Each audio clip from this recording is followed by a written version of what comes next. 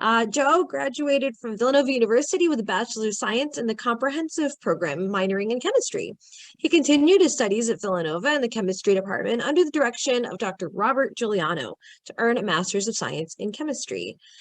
Joe was hired by Arkema in the additives group and responsible for the optimization of organometallic synthetic processes for transfer to a pilot plant, for the exploration of applications development for tin catalysts and polyester resins, and for the optimization of processes for the synthesis of tin catalysts. From Arkema, Joe accepted a position as scientist at GlaxoSmithKline. In his role, he was responsible for the large-scale preparative synthesis of multi-step organic reactions to synthesize active pharmaceutical intermediates for internal medicinal chemistry customers. Joe transitioned into a medicinal chemistry role, so really moving from one phase to a different one, at GSK, where he's responsible for this, was responsible for the synthesis of pharmaceutical analogs for safety assessment studies. He's currently an independent contractor for the American Chemical Society, where he serves as a presenter for the ACS Career Pathways series of career programming for chemists at all levels. He is an ACS career consultant, which is the hat he is wearing today as he's talking to us, and has served as a consultant to the ACS Council of Economic and Professional Affairs. He's local to the Philadelphia area and has been chair of the ACS Philadelphia Section's Career Services Committee, and has also served as a member of the board of directors in the past and as past chair of the ACS Philadelphia Section. So lots of leadership and lots of knowledge about, those career pathways and things. So we are so glad to have you here with us. Take it away, Joe. All right. Thank you, Marta. I'm going to go ahead and share my screen right now. I think everybody should be able to see my screen at this point. So what I will do is just go right over here to the slideshow, and we will begin as soon as my computer wakes up. Here we go. There we are. Okay. Thank you. All right. We're all set. We're all good. All right. Thank you, everybody, for joining me. Thanks again, Marta, for the invitation to speak today. So I'm going to give you a little networking refresher today. And I think since everybody's been in this virtual mode, we're all dying to get out of this virtual mode and get back to in-person, and we're moving along towards that direction, and that's a good thing at this point. So what we're going to do is we're going to talk about some of the virtual things that may be here to stay, but also kind of reviewing some of the things that we do in person with regards to networking, kind of give a nice overview of networking in general. Just a couple disclaimers here. So I am currently under contract with ACS to present ACS Career Pathways workshops on their behalf. I am also an adjunct professor of chemistry at Immaculata University. So what you're going to be seeing today is my original material. It is not an ACS Career Pathways workshop, and the views are my views, and they don't represent the views of ACS or of Immaculata University. So I just want to throw that disclaimer out there. Now that the legalese is done, let's talk about a lawyer. I think when we think about networking, it's all good, man. Or maybe we think of him as Gene Takovic or Jimmy McGill, whatever we're watching, Better Call Saul or Breaking Bad, whatever the case may be. But I think we have this idea of networking, and when you perform networking, you have an image of somebody like this. That's kind of what's in it for me, not necessarily out to help you. And what I want to kind of impress in today's presentation, and we'll have plenty of time for questions and answers after this as well, is that networking isn't like this. It's not about Saul Goodman, attorney at law, and that kind of networking that he does where it's all what's in it for me, but it's more how I can help you. Now, I'll give you an example of somebody who may have taken the how I can help you form of networking to an extreme. And I want you to think about the example that I'm going to pose here, because I'm going to propose that this individual is an ideal networker, if you think about it. And that's Mother Teresa. Think about it.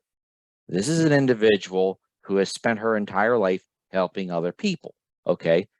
And along the way, what has she done to grow her network? Not necessarily intentionally for this manner per se, but she has grown a network to include world leaders, people in authority, people in positions of power to help her help the poorest of the poor. And this is something that I just want to kind of propose out there, that this is an individual that's obviously their main game is not necessarily to network for a job, but has the concepts of networking down, that they're out there pursuing their passion, in terms of helping others, whatever that help may be, and building relationships along the way, which help them do what they want to do. And that's what I want you to get out of this talk with regards to networking. It's not necessarily what's in it for me, it's how I can help other people. And you're going to help yourself in turn as well, because you're going to be advocating for yourself. You're going to be putting out your knowledge, your skills, your abilities, and it will help you to find a job. And we'll talk about some of the psychology behind that in a little bit. So speaking of psychology here, let me see. Okay. Yeah. Okay. We're good. So speaking of psychology here, you may have heard of the Myers-Briggs type indicator, and here we have all of the 16 various combinations of personality that we have with regards to the Myers-Briggs type indicator. So it's an assessment of whether you're an extrovert or whether you're an introvert, whether you make decisions by thinking or more intuitively by feeling.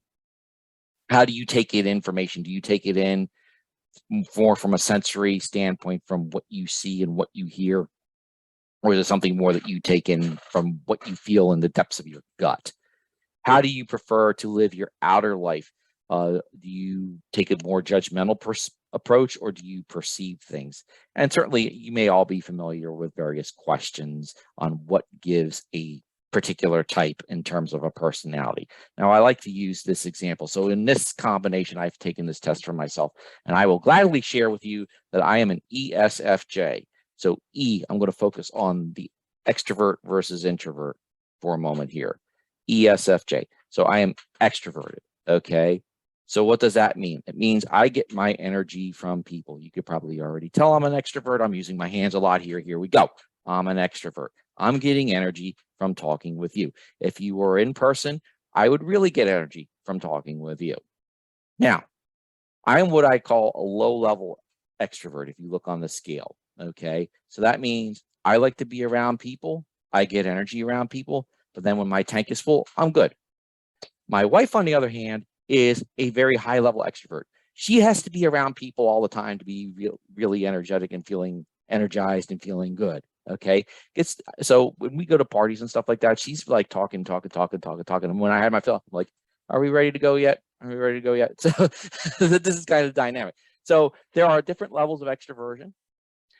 And there is also the opposite side, which is called introversion. Okay. Now, I think when we talk about introversion, all right, we have this idea of being bashful and shy. Okay. And we have one of the members of the Seven Dwarves here to kind of bring that point home a little bit. But I'm going to say I disagree with that assessment. Introversion has zero to do with being shy. Okay. It's nothing to do with that at all. What introversion means is that you get energy by working independently. Okay. Introverted people can interact with people very well. Okay. But it takes a lot out of them. Okay. And they may find it to be a draining experience. Okay. When they go out and talk to a crowd, that might drain them and they might get psychologically tired and they have to take a break from that. Okay. That's introversion.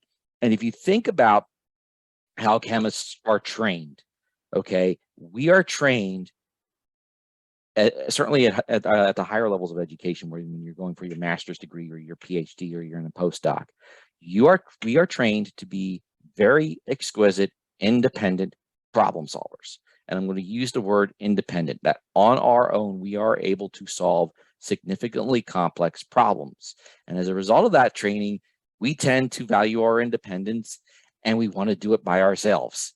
Okay, so from that standpoint, we lean towards being introverted. Some of it's by our nature, some of it's because of environment from our training and all that, but we lean towards this introversion. Okay, and what I'm saying and the takeaway from this is you could be a successful networker and be an introvert at the same time. It's all a matter of how you approach it. Okay, certainly if you're an extrovert, you may find it easier, but if you're an introvert, with practice, you can do this. Okay, and it's a piece of cake. And why? So let's talk a little bit about why you want to network. Why is this important? Why do it? It's really to help other people. And when I say help other people, I'm not necessarily saying that your job is to be the next Mother Teresa. That'd be nice, but that's not necessarily your job here. Your job is to help other people by sharing with them and highlighting to them and helping them to connect the dots with how your knowledge, your skills, your abilities, your talents, your experience can help them solve problems. Why do this? You're forming working relationships with other people. And if you think about it, there's a good contingent in this talk here are graduate students. You're already starting to form them relationships with your primary investigators and your lab colleagues. And maybe you've been in the lab for a while and you've seen people that you've worked with move on to either industry or academia. So that network is even branching out further. Okay, you're establishing rapport. You're establishing good working relationships with other people. You're finding out whom you can get along with, whom you can collaborate, quite frankly, whom you might not be able to stand, whom you might not be able to get along with. And sometimes that does happen too. But you're trying to look at whom you can develop good working relationships with, to research other departments within your company and what they do. And I think this is important. Networking is not necessarily just to find a job. And when you hear talks like this, it's kind of posed that, yes, you need to do networking to find a job, and that's all true. But even when you're in the workforce and you're at the company, you should be networking within the company to help you be able to do your job better, to reach out to those subject matter experts who may know the niche synthetic technique or may know the analytical technique that you're seeking to solve your synthetic problem. I'm an organic chemist by training, so forgive me if I have an organic chemistry bias here. So that being said, networking within a department is very important. Understanding how your company works and where you can go to get your job done. The importance of networking within a company once you get a job too is to understand the politics of a company. All companies have their culture, all companies have their politics. And certainly talking with the individuals who have been there and who can help you know what buttons to push to get the job done is important, as well as presenting yourself as a subject matter expert, because every time you get into a conversation in networking, you're presenting yourself as a subject matter expert. Networking in mass, that's kind of what I'm doing here, right? I'm talking to a group of people as a subject matter expert in networking. So I'm promoting myself right now as an expert in networking, and I'm sharing that information with you. Helping other people gets my name out there too, right? So there's different efficient modes of networking.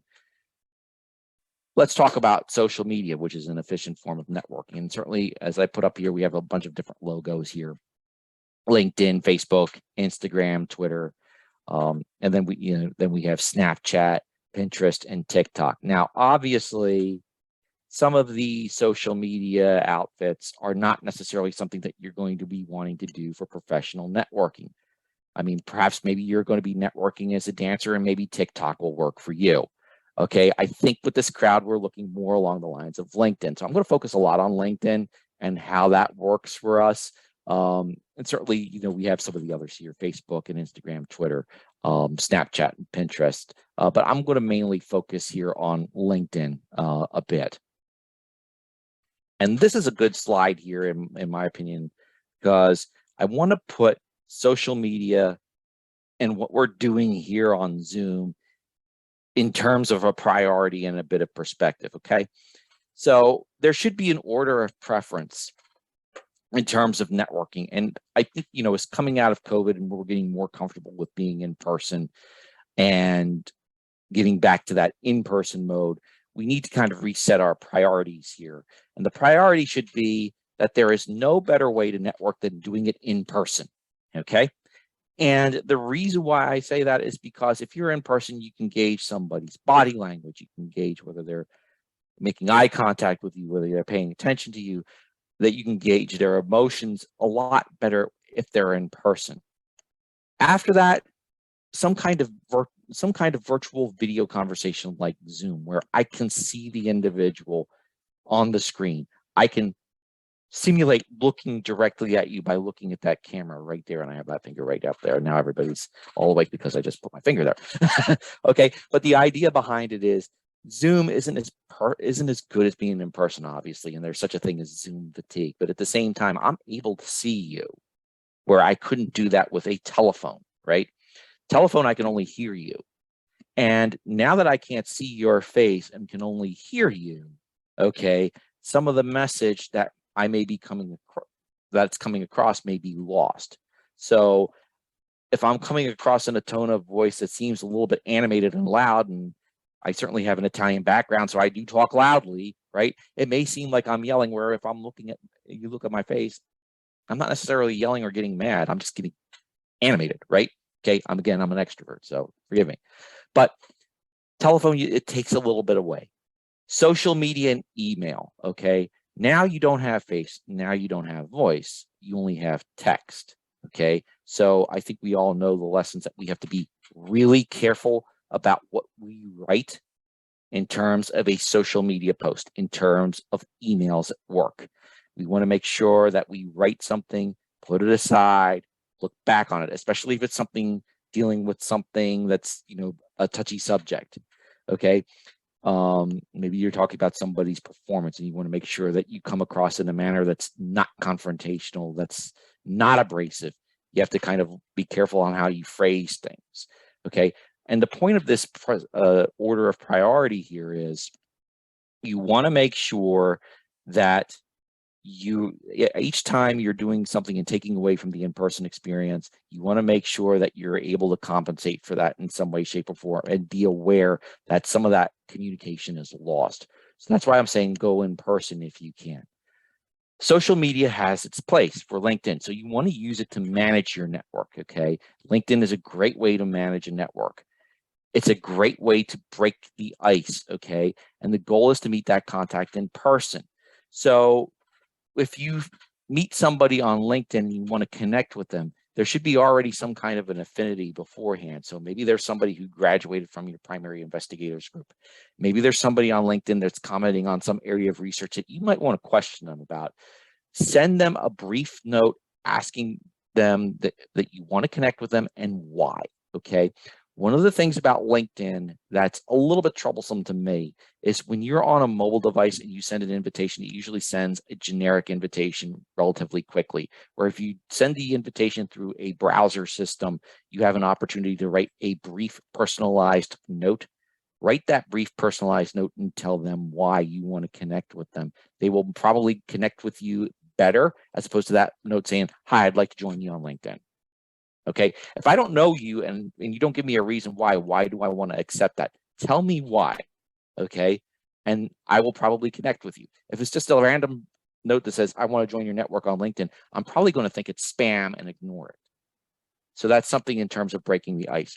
Everyone in your social media network should be someone you have met in person. Now, granted, with COVID and we're coming out of COVID, there's this transition period here. You're probably already met people through virtual meetings that you may not have met in person and through Zoom, and that's okay. But I think one of the things that we should probably be doing in terms of this is you want to be following up with these individuals in some way, shape, or form. And if there's someone local to your area, make an effort to try to meet with them in person. Try to, again, get out of this mode of virtualization and to your best degree of comfort. Try to start getting those in-person meetings. Don't collect LinkedIn contacts for the sake of collecting contacts, okay? You'll hear some career coaches tell you need to be meeting 5 new people at a networking event at a time. And it seems to be that when you hear this advice from career coaches saying that every networking meeting that you go to, you need to meet 5 new people and you need to meet 5 new people. All you're doing is collecting names, and it's like a contest as to whom has the most contacts on LinkedIn. I look for quality. If you go to a large networking event with 200 people and you stand in a corner and you talk to somebody for 2 hours and it's just one person and you get good rapport with that person, you have a follow-up, maybe you have a lead for a job, maybe you have a collaborative connection with that one person, that was a successful networking event.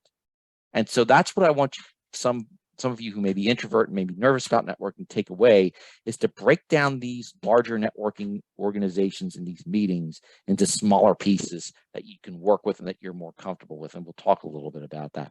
Find an affinity. If you're on LinkedIn, join groups that you're interested in, okay? If you're an organic chemist, join an organic chemistry group. If you're a material scientist, join a material science group. Comment on those groups.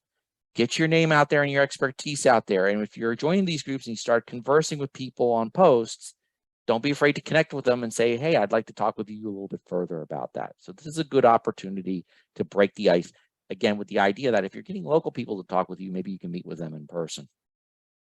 So maintaining the social media connections. You want to separate the professional from the personal. And what I mean here is LinkedIn is a professional networking website platform. Facebook is more for your personal network, your group of friends that you're going to be hanging out with, and not necessarily in a professional context. Okay, these are the groups that you're going to have parties with on the weekend. Okay, this is not your professional networking group. So you want to keep the professional and the personal separated. Facebook, if you're going to use that for your personal network, I would ask you just to lock that up to make sure that nobody out in public is viewing what you're posting on there. So that way it's not misperceived. And we'll talk about misperceptions in a moment. Don't delete contacts on LinkedIn unless they're a creep. Okay. If you develop, even if you don't have a contact that you're in touch with constantly and frequently, leave them on your network. There's no harm in that. Now, in networking, especially we go back into in-person mode and sometimes on the virtual mode, it is possible, though it is rare, that you may encounter individuals that may make you nervous, that may say something inappropriate, that quite frankly will make the hair on the back of your neck stand up. And you get that feeling in your gut that this person is a little bit off, and I don't know if I should enter into any kind of professional working relationship with this person. Maybe, again, there might be something where that individual is a little off and making you uncomfortable or at ease or said something inappropriate, or you feel that there might be some kind of an issue down the road where you really don't want them around. You are not forced to have every blessed person that you meet in your professional network. You are the final arbiter of whom joins your network. So if there's a person that you feel is making you uncomfortable in your network, don't let them in. Okay, that's just as simple as that. Don't let them in. Most people, again, you're going to have more of a positive experience about this. If you developed a rapport with someone on your LinkedIn network, okay, set up time for in-person coffee, or maybe if they're across the country, you had Zoom meeting. Zoom is not going to go away, okay? If they're in your local neck of the woods, there's nothing stopping you from going to Starbucks or Panera Bread and have a cup of coffee with them, okay? If they're across the country, you can now network with them on Zoom. And that's one of the benefits of the pandemic that isn't going to go away that I think we need to capitalize on, is utilizing this kind of technology that we're using right here to advance our network, to talk to individuals that we may not have been able to talk to before. There is no longer a really good reason now to be geographically restricted in terms of networking because we have Zoom. That doesn't mean we're going to move across the country for a job if we can't. But we can certainly talk to the subject matter expert out in California now quite easily and see them live through a video stream where we couldn't do that before. And we can do that around the world even, okay? Don't be afraid to connect to others. And again, going back to what I said from the last slide, when you do, give them a good reason why. Show that affinity, why they should connect with you. That's going to make it easier for them to connect with you, easier for you to break the ice and have a discussion with them. Now, let's talk Hell in a Cell a little bit. And I'm going to shift gears to politics. And it seems that in our day and age, discussions of politics seem to devolve into a cage match of various and sundry reasons. I'm not necessarily going to get into a political discussion, but I just want to kind of touch base on politics and networking a little bit. And even you see on television when they advertise political debates or something like that, you take a look at this ad that I pulled up here. It looks like it's an advertisement for a boxing fight or an MMA match or a wrestling match as opposed to a political debate. Okay, I mean, look at this picture. I mean, they look like they're ready to get the boxing gloves on and punch each other to death. Here's where I'm going with this. On LinkedIn, it's been my recent observation as I'm looking through my LinkedIn feed, and I'm sure you may have had the same experience, and it doesn't matter what side of the aisle you're on. People are getting more expressive about their political viewpoints, and some of the conversations are really devolving into LinkedIn, social media, cage matches, where there are things that are being said, or quite frankly, are not necessarily professional and going beyond just expressing a political viewpoint. Let me be kind. If you're doing this, stop. Here's why. And it's the first bullet point here. If you go out on a job interview there are certain questions that are illegal for an interviewer to ask of you, okay? Questions involving race, creed, sexual orientation. The other thing that's illegal is political affiliation, okay? An employer cannot ask you anything about political affiliation during an interview. So why do you want to bring it up? Especially on a professional networking website where you may have hiring managers who may be interviewing you, recruiters who may be soliciting you for jobs, okay? You don't know what the political viewpoint of the person across the table who's interviewing you is. You don't necessarily know that. And you don't necessarily want to get into a spot where doesn't matter what side of the aisle you're on, they're going to be judging you on a political viewpoint for your job. It's not to say that it should happen. Nobody should be judging anybody on political affiliation, but there's always the possibility that it can. So why take the chance? Don't share your political viewpoints on LinkedIn. Okay. Now, exceptions to the rule. Let's say you're working for a political organization. Now, most of you are chemists, but let's say you're volunteering for a political organization and you're in a role of leadership or maybe management in that organization. Cite the leadership and management skills of that political organization. Cite that organization because you worked in it, okay?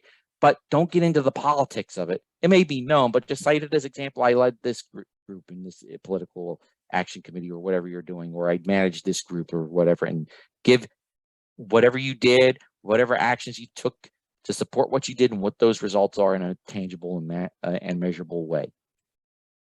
Go to Facebook and go to your personal forum for your political opinions and share them there. But my point is, don't get mixed up into political cage matches on LinkedIn. There's too many of them going on right now on LinkedIn. Stick with your job. Stick with your professional viewpoints, okay? You will be much better perceived that way, in my opinion, and it gets rid of any kind of, it eliminates any kind of controversy that you may or may not want to get into. And certainly this stuff won't come up in a job interview if you're not posting. A takeaway on posting anything on social media, and that goes to this slide. And this is the caveat. Again, you cannot convey facial expressions and tone of voice on a social media post. So think before you post. Once you post something on the internet, it's there forever, okay? Just take a look at the Internet Archive, and you can go way back into the late 90s on internet content that's out there. It is there forever. You post a picture up there, it probably goes on to 5 different servers, and even if you delete the account, it's on a server somewhere. Be careful of the pictures that you post, okay? Your profile picture on LinkedIn, for example, okay? I see this frequently and often on LinkedIn. I call it the breakup photo. And typically, to get a nice photo, what people will do, and they'll take a shortcut on this. Let's say they go to a wedding and they're there with their significant other. Somebody takes a photograph of them and they're there in a suit or in formal wear, or whatever the case may be. And what they'll do is they'll take that digitized picture and they'll crop the significant other out and just have them and post it as their LinkedIn profile. So I call that the breakup photo. Please don't do that. Please get a professional photo taken of yourself in business attire that you could post on LinkedIn. If you go to a career fair, odds are there's somebody there taking a photograph, free photos for LinkedIn. The ACS meeting, if you're going to the ACS meeting in Chicago, I could tell you right now that the Career Navigator Live is offering free LinkedIn photos. So that's an opportunity. Get a friend to take a picture of you that's real good in photography, and again, get that professional picture posted. Avoid the breakup photos. Pictures that you post on social media, again, if you're posting on LinkedIn, make sure that they're professional, okay? If you go on Facebook, and yes, I see Facebook is misspelled mea culpa here on this slide. If you go on Facebook and you post a photo of yourself on there, again, you're posting things that are out there forever. Unless you're really locking that stuff down, be careful what you're posting anywhere. You don't want to necessarily post pictures of yourself getting trashed at a party or something like that. And it does happen where people post that, and you post something like that out, it's out there forever. So make sure that you're posting things that are professional. A side note on this, we are in the era where we can get free Gmail accounts, free Yahoo accounts, all of that kind of stuff. You want to make sure that you have an email address that sounds professional, okay? So you want to make sure that you don't have email addresses like partyman@gmail.com, Jägermeister@gmail.com, right? What's that say to you about an employer if you're using that as your main email? Use something professional. Okay, so when to network? All the time. Where do you network? Everywhere, okay? How do you network? We talked about the priority of in-person versus Zoom versus telephone versus social media and email. And the goal here is relationship building. You're doing it one-on-one, preferably in person, utilizing Zoom if you have to, but you're building relationships with the idea of how you can use your knowledge, skills, and abilities to help other people. Do research on the people that you're networking with. Go prepared. Look them up on LinkedIn. If they're somebody who's done research, go into Google Scholar and plot some of their publications. It gives you material to talk with them about. Now, let's talk about large meetings. Again, ACS meetings coming up. Maybe some of you are going to Chicago. There is a CIMIX there. Certainly before COVID, if you went to CIMIX, there was probably about, 1,000, 2,000 people in one of these large conference rooms. And if you're an introvert and not used to networking, you're probably going like this. Oh my goodness, what am I going to do? This is what you do. You take the program book from ACS and you look at the people that you want to talk to, which posters you want to go to, and you break it down into smaller chunks. And then you just go talk to those individuals, okay? You don't have to talk to every blessed person that's in that room, but you can go and track down the individuals that you do want to talk to. If you're in a meeting with 2,000 people in there at a CIMIX, you're not going to talk to 2,000 people, and it's probably not even productive to even try, okay? Because all 2,000 people don't necessarily have something that's important to you, but maybe 5 do. Talk to those 5. Take a buddy if you want to, okay? What you could do is you take a friend, and you can tell, and you can strategize. Say, okay, I'm going to talk to these 5 people, and the friends say, I'm going to talk to these 5 people, and then you go your separate way and you talk. And then at the end, you come back and you compare notes and say, okay, this person was good, this person was good, this was a dud. What do you have to say? And you compare notes, and then maybe you switch places as to whom you want to network, because now you've kind of narrowed the field down a little bit with somebody that you trust. If you're at a meeting, frame the room. So what I mean is, going back to the CIMIX example, walk into the room and just take a look, okay? And you'll notice in CIMIX that all the posters are labeled by group. Find out the logistics of the room, break it down into those smaller parts. Take a look at if you're in a room where maybe there's 50 or 100 people, take a look at the room. You might see already 5 or 6 people in a circle talking, and maybe you might see a smaller group where there's 1 or 2 individuals that's just walked to a table. Go to the 1 or 2 individuals, break it down into smaller chunks, okay? Network by walking around. Maybe you're done talking to those 5 individuals. Walk around the room, because you might run into somebody that you know. Carry business cards. We have to get back into the habit of doing this, okay? Because now that we're in Zoom, this is kind of a little bit of a lost art. Remember, there's a company called Vistaprint that could publish business cards for you relatively inexpensively. You can go to Staples and have it done. If you're a grad student, your grad school may have business cards already prepared for you. It's okay to use those. Be prepared to answer this request. Tell me about yourself. And this goes to this idea of the elevator speech, the 30-second elevator speech, the 30-second commercial, whatever you would like to call it, okay? In 30 seconds, give somebody a small capsule of what you're about and what you're interested in, okay? Everybody needs to work on that. And remember, the goal of this is how I can help others, not what's in it for me, okay?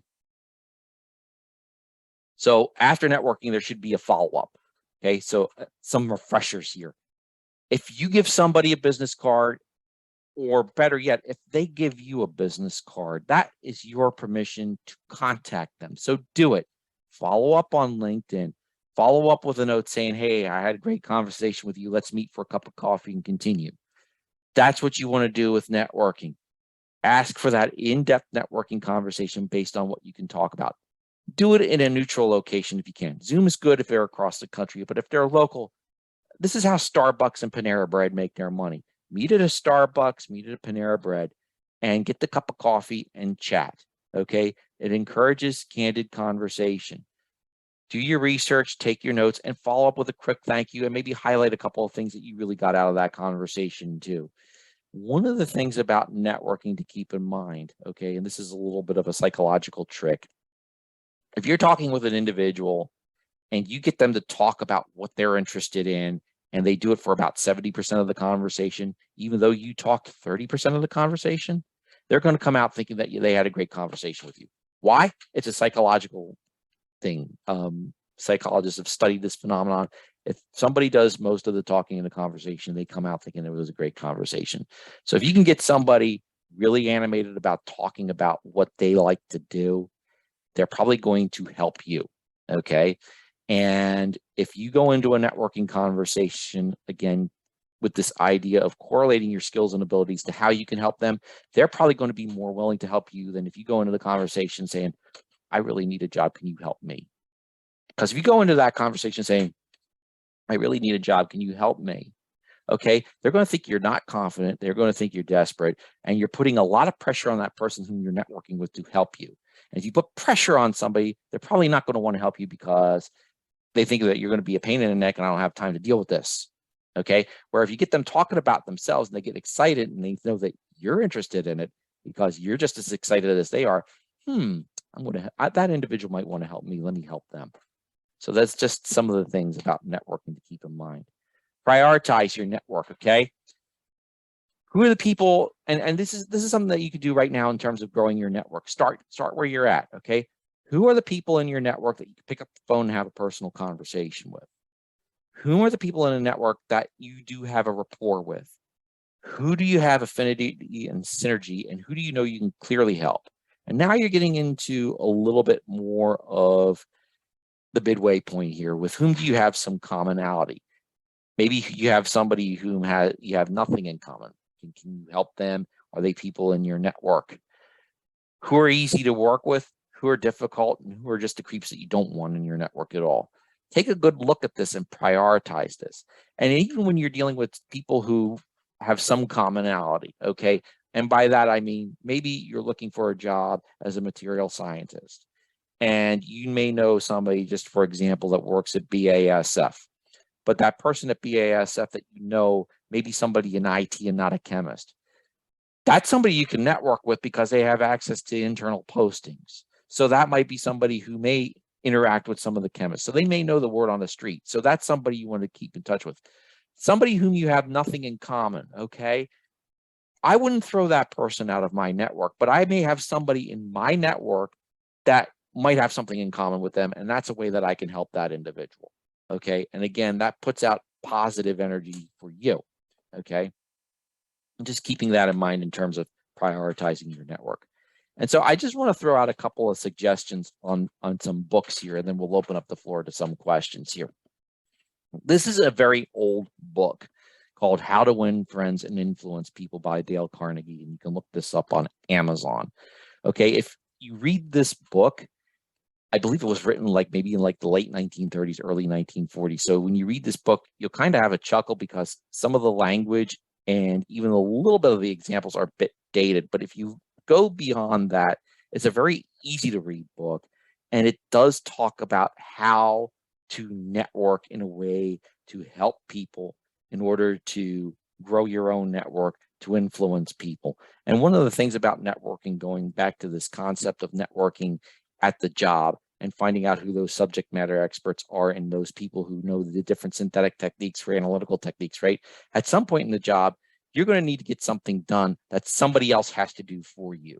Okay. And so what this book helps you to do in terms of the networking that you do is to lead without authority. Okay. To influence people that don't report to you, how you're able to, how they are able to help you. And that's something, even with ACS, they have a short course on leadership without authority to kind of go over techniques in terms of communications on how to do that. This is another book that's kind of advanced placement networking, and it's written by John Nolan. John Nolan was a former CIA agent, and the idea behind this book is going into the concept of elicitation. And so what that means is, again, this is kind of going into advanced placement networking, and some of you who may be working either in academia or in industry may have seen some of this, where you're in a conversation with somebody from a company and the conversation is going well and it seems kind of mundane. But what happens is that they utilize techniques called elicitation. And these techniques are used to kind of get you to divulge proprietary information. And companies are aware of this. Companies kind of utilize some of this stuff in order to kind of look at what in terms of competitive intelligence. And that's what we're getting at here. And so one of the tasks about this book is to understand when this is happening to you and how to avoid it to protect your intellectual property. And these kind of techniques have come about, and the story that I'm aware of in terms of this was way back in the 1950s. There was a very large conference of astrophysicists and astroscientists, and there was a group of American astrophysicists and astroscientists talking to their Russian equivalents. And they were having a nice conversation over dinner about different things. And then a few months later, Sputnik came up and Sputnik was launched. And so the American scientists that were talking to the Russians were debriefed about that conversation. What they discovered was the Russian scientists were using these kind of techniques to get information out in terms of calming people down and letting their guard down, and then asking a pivotal question here and there to getting them to kind of loosen up and talk. This is a good book in terms of advanced placement networking, where if you are at a company and you do have to protect intellectual property, to be mindful that there are techniques like that that can get information out from you. And that is my talk. And I know we have plenty of time here to field questions, so I think this is a great opportunity to open the floor to questions. So what I'm going to do is I'm going to stop sharing my screen here. And both of those books, by the way, you can find on LinkedIn. And I'll just open the floor to questions. And Marta, I guess you can moderate on that as well. So take it away. Thank you. So please join me in thanking Joe for that really helpful talk. I guess before I get into, I know that I had one question come in through the chat, but I wanted to highlight a couple of little things. First of all, the statement that you made about not getting rid of people that you quote unquote have nothing in common with, right? Right. I really want to point out, and this is actually for those of you who were here for Sustainability Ambassadors 2021, you may remember Jordan Hines was speaking about community asset mapping as a part of thinking about politics and how to get movements going from a grassroots effort. I guess I want to point out that there's a connection there, because even though it may not seem like it's somebody you have something in common with, what I would encourage you to do is that if you do find someone that you may seemingly not have something in common with, get a sense of what they're about and what they do, and keep it in your personal mental Rolodex, if I'm to date myself a moment here, because there may come a time when you're like, crud, I really wish I knew a blah blah blah, whatever that is, and all of a sudden you're like, wait, I know this person is that, and then out of the blue, you have that opportunity and you already created that connection and it's already there. You're not starting from cold calling people, basically. So I really wanted to emphasize that aspect is really important, because what your needs are today are not the same as your needs 10 years from now necessarily. So I really wanted to just highlight that, because I know I've personally experienced that before, where I thought I just kind of keep a mental note, oh, this person does this, and that person handles insurance, and that person does, they're a lawyer, and that person does this, and this is what they specialize in. And so it comes in really, really handy for various reasons. So really want to mention that. So I did, actually, there was one question about if you could drop the what's it called, the book recommendations in the chat, if you don't mind just putting those in there. Yeah, I could do that. Yep, I could do that. I'll put the Amazon links in there as soon as we're done chatting here. Perfect. All right, so I have a couple questions here in the chat. How do you find the people you want to talk to at a big conference? If you come in with a list of people and you're like, okay, I want to find these 5 people, how do you physically find them? Are there cues about the room or about the space that you might be able to help yourself with? Yeah, I think that's a good question. I think in terms of physically finding people, a couple things. Again, utilize, and I'll use the ACS as because it's a nice example, and plus there's an ACS meeting coming up. go and utilize the schedule. Okay. There's an online scheduling system where it has all the abstracts listed on there. You can search for posters by the person presenting. Okay. So type their name in, it will tell you where they're presenting and what their location is. And that's a very good way of tracking somebody down in person. It might be somebody, again, it might be somebody that you don't know, and that's okay. Track them down, because this is a public forum. They're out giving information in public with the expectation that there are people that are going to approach them. Couple things. If it's a poster session, that's definitely an informal way to network with somebody. Okay. They're there. They're going to be there. It's an informal way to network with somebody. One of the things that I do joke around about with regards to poster sessions, especially at something called SciMix, is that typically speaking at SciMix, there's usually free beer. Okay. And if somebody has a beer in hand, they're probably going to be a little more relaxed and willing to talk with you. Now, I am not recommending that you're necessarily going to go get plastered at SciMix over beer. Okay. But my point is, it's a relaxed forum for you to catch up with somebody. It's not as formal as an interview. Okay. Where you're not going to get the word on the street, where your job at an interview is to put your best foot forward to sell yourself to get the job. You can have more of a back and forth conversation in an informal setting at a poster session. Let's say somebody's giving a talk at one of these symposia. Okay. Certainly you can raise your hand and ask a question, but that's a little bit more of a formal setting. It's perfectly acceptable at a symposia during a break, and they encourage this for you to go up, introduce yourself to the speaker, and ask questions about what their research is, and start that networking conversation there. Maybe exchange business cards there. There's a cell number on that business card. You could text the individual and say, hey, after today, do you want to meet up for coffee, or do you want to meet up at the bar and we can have a conversation? So there's networking that can go on there. That's a way to approach individuals at a meeting like ACS that you may not know, that you can get them in a way that's not, and it's also a way that's not creepy too, right? It's not something that's totally out of the blue. You're meeting them in person. They're there in a public forum. It's going to be expected that they're going to meet people that they don't know.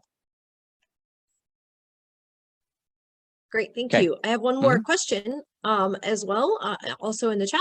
Yep. How often should you connect with people in your network to maintain a connection?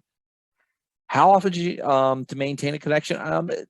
There's no necessarily rhyme or reason to this. I think in terms, and some of this is going to be dependent upon your rapport and all of that kind of stuff. If you develop a rapport with somebody and you're going to have a good working relationship with that individual, you're going to be networking with that individual more frequently than you think. It might be somebody, and it's all like different things where things ebb and flow, right? And maybe you're working with somebody on a different project somewhere, or you're collaborating with them and the collaboration dies out. You're probably going to catch up with them more infrequently. Okay. But let's say if there's somebody in your network that you haven't touched base with for a long while. Okay. What you ought to do with those individuals is every now and then just kind of ping them a little bit and say, hi, how are you doing? It's been a while. This is what I've been up to. Maybe be nice to catch up at some point and see if they respond. If they respond to you, it's probably somebody who remembers you well, thinks that you're a good resource to help, and is willing to reestablish that connection. So again, it's all, it's like life, right? Friends come into your life and friends go from your life. And then the good friends that you've had in your past, when you reconnect, you have that affinity, right? So that's something to keep in mind with networking. The dynamics of that are the same.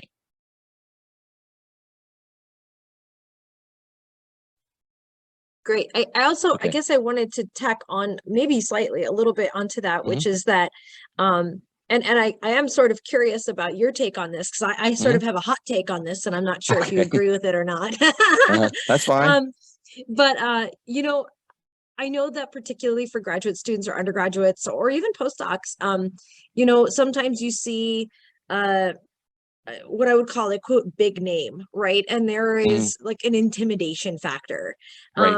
which is like, oh, well, this person wouldn't want to talk to me, or I don't want to inconvenience them, or like they're going to think I'm like an annoying grad student who's like, nibbling at their ankles kind of thing. I'm talking about myself here. I felt this way personally in the past. Right. I have cured myself of this problem over time. However, it is a real thing, right? It is a scary thing when you are kind of just starting out, and that this is somebody everybody knows who they are, but you kind of would like to talk to them. um you know my hot take, I guess I'll just go ahead and spill my beans, is they're just people. They're in fact just humans, and there is no real harm in just saying, hi, my name is blah blah blah, I really think your work is awesome, and then continue the conversation. If they're like, that's great, fine, you've had the conversation and you move on. Sometimes, though, they ask questions back and then you create more of a relationship and that.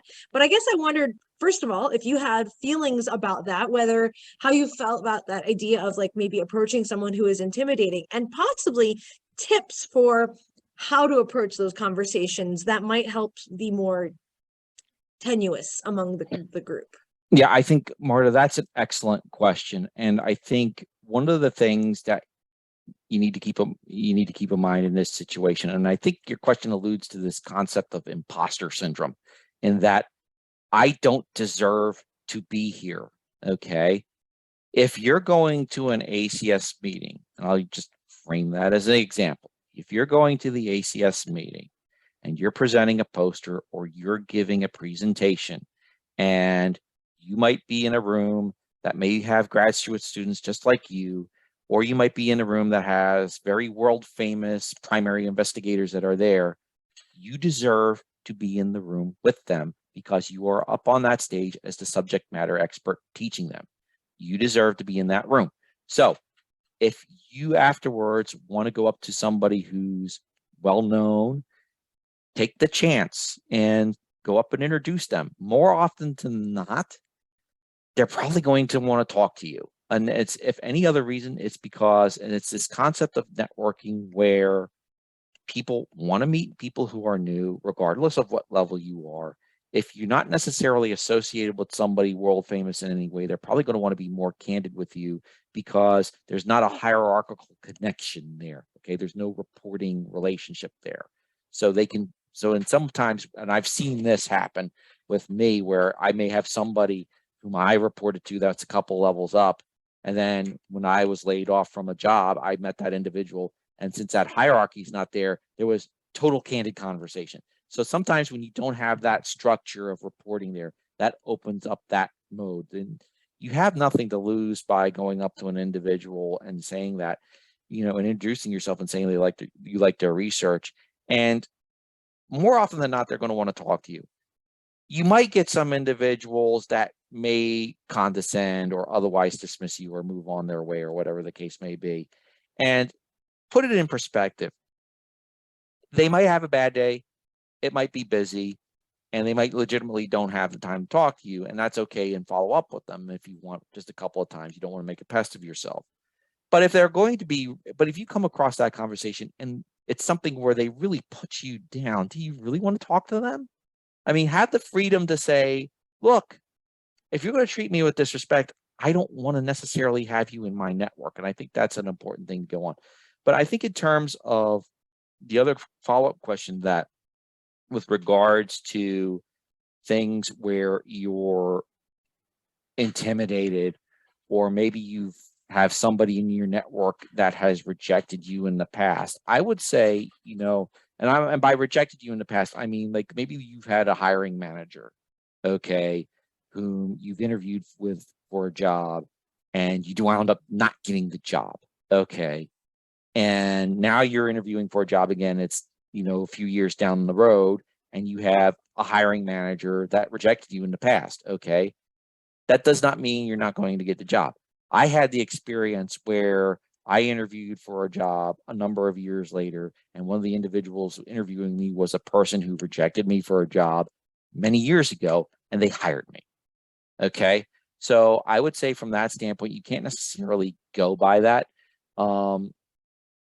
I mean, one of the things, it happens. Okay. Just because and I think this is something that we need to keep in mind.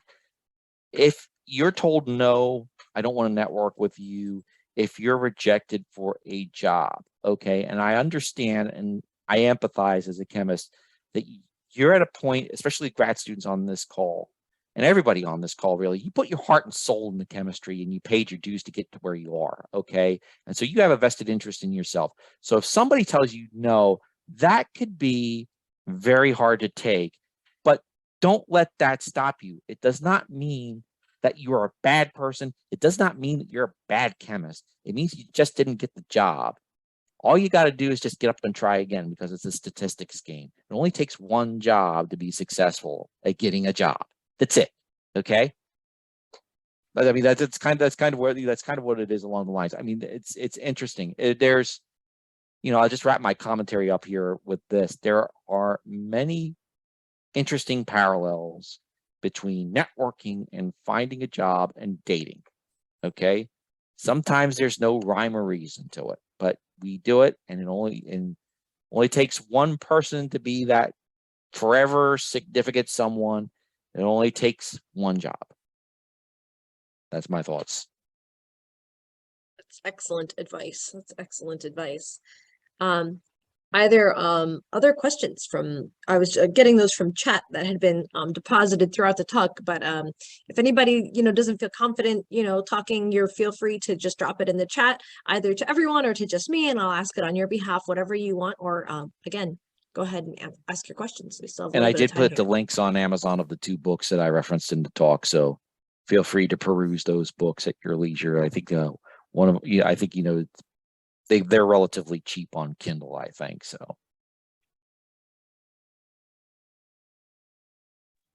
I guess I have a question. In your go opinion, for it. working in career services at the American Chemical Society, Mhm.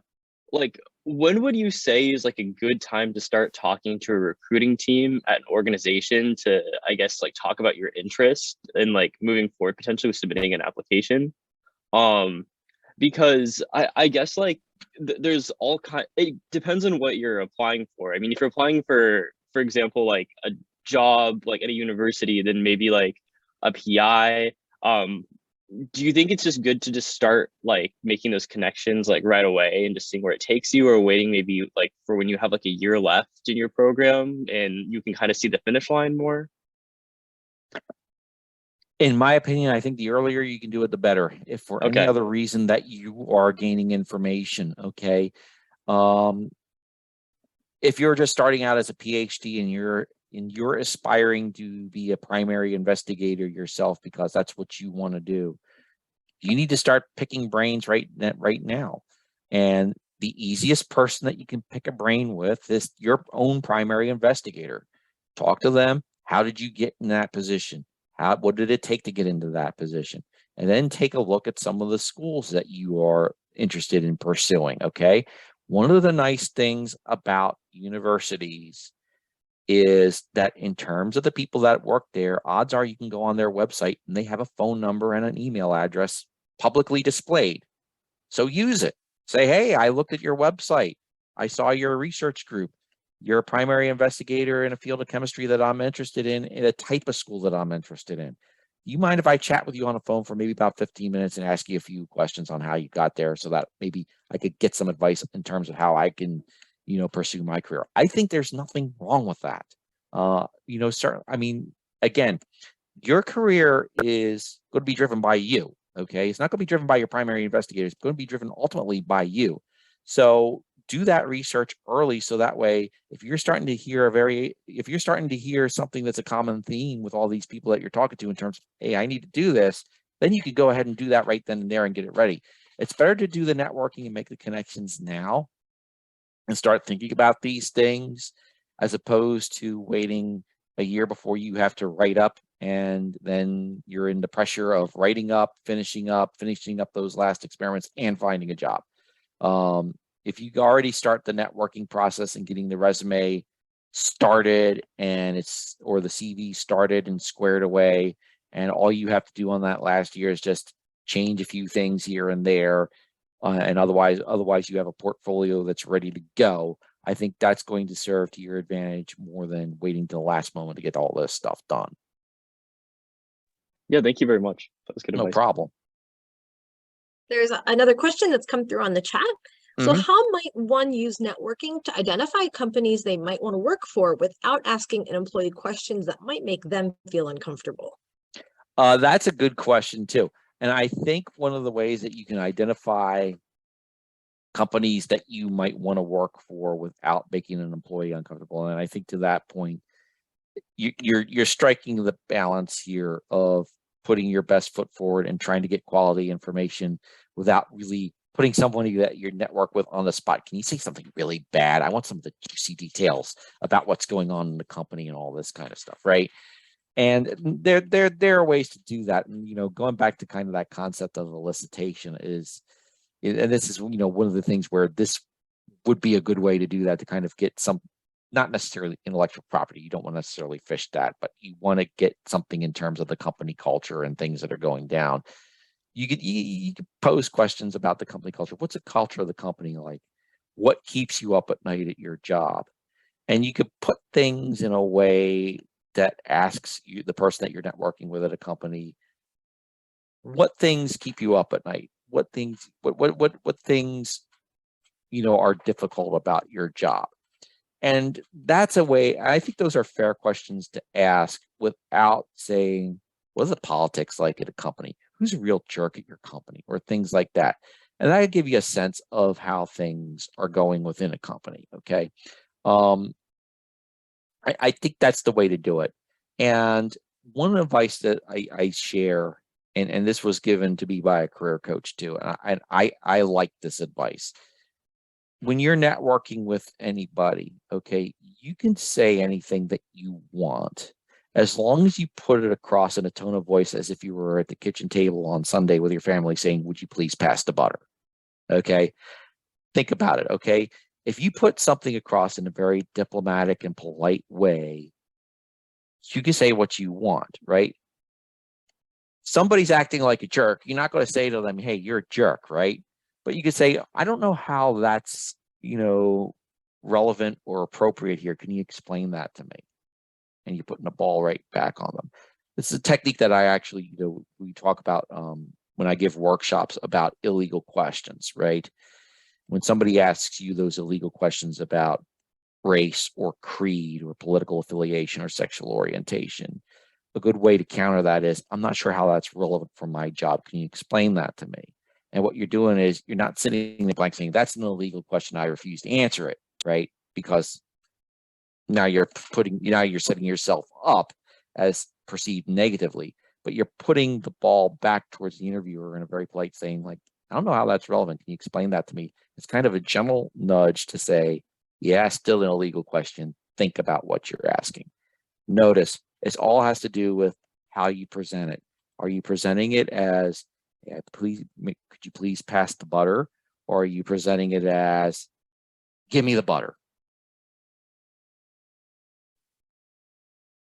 That's my thoughts. Yeah, I think that's good advice. I guess building on what you said, which is I'm generalizing a little bit of what you're saying. Sometimes and I've experienced this in interview questions when I've tried to ask in an interview, when I try to probe questions like that. Mm-hmm. A couple of ways to do that are, I've heard about situation X that has happened in some random company. How would your company handle something like that? Like, what is like the way that your company would handle this particular conflict?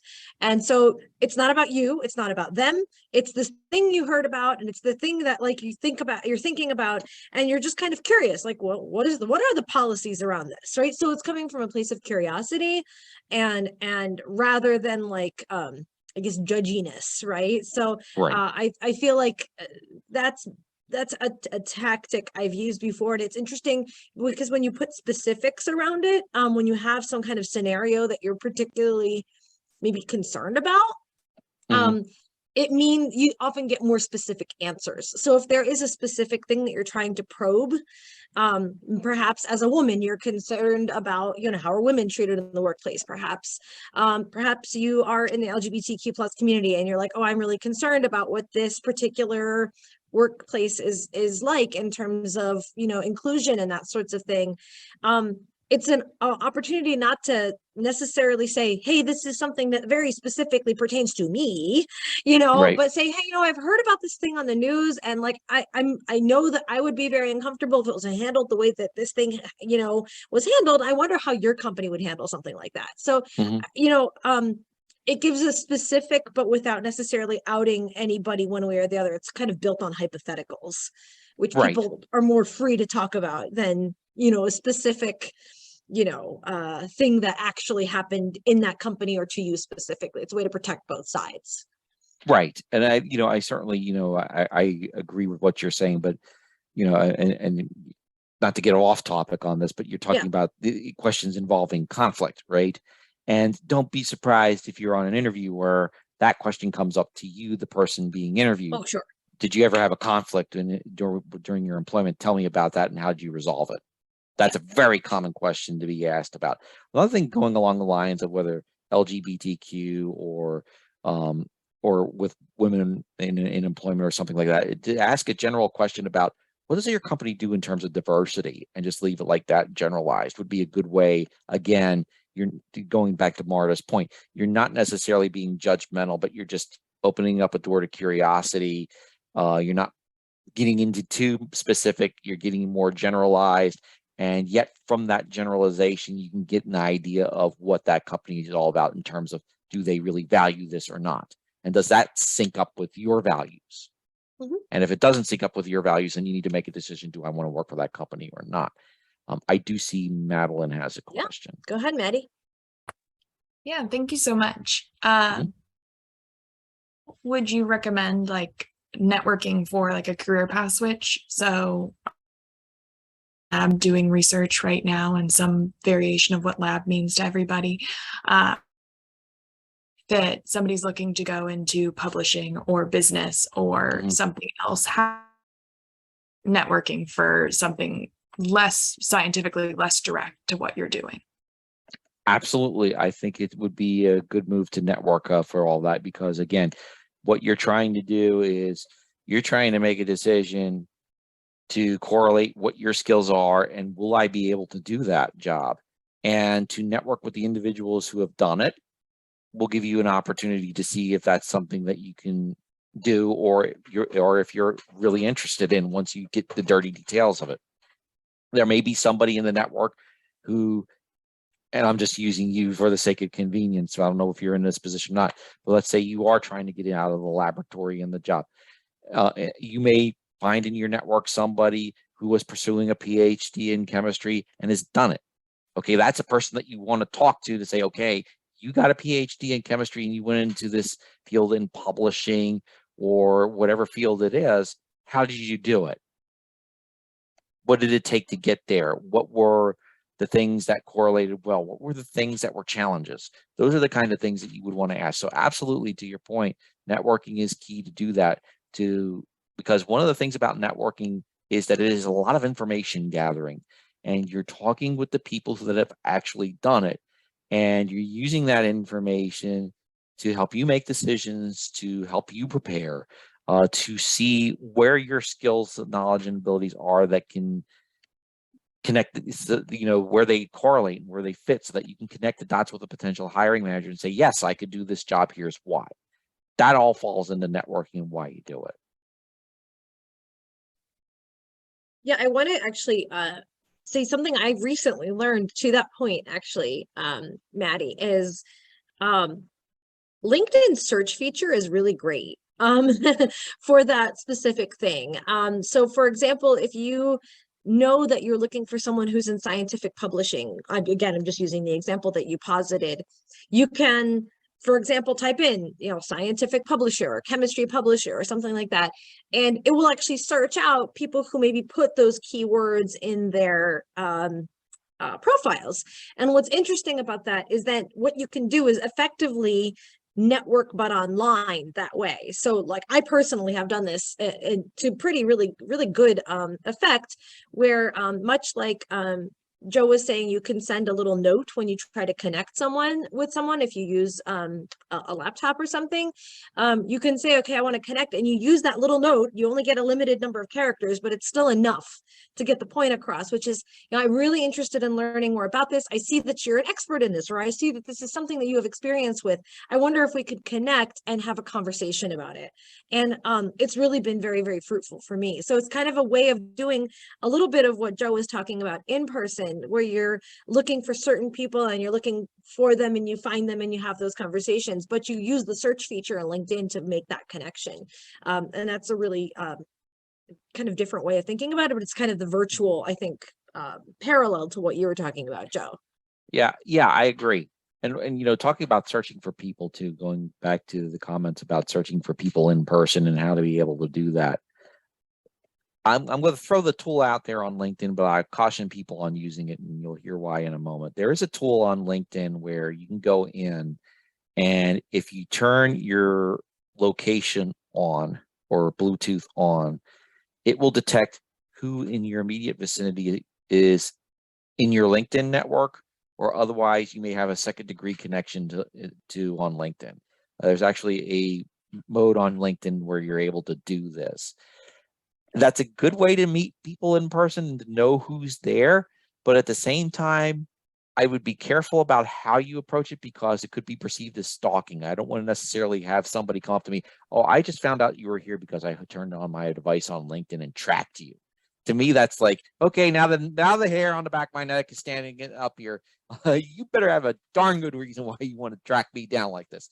But it might be something where if you do that and you know that they're there and you have a program, you can look on the program and say, okay, this person has an affinity here, and I can go connect with that person that way. Or maybe you might be going to this event and you don't know whether that person's there or not. You go on LinkedIn and you check, and LinkedIn confirms that person actually is there. So you know to stick around and talk to that person.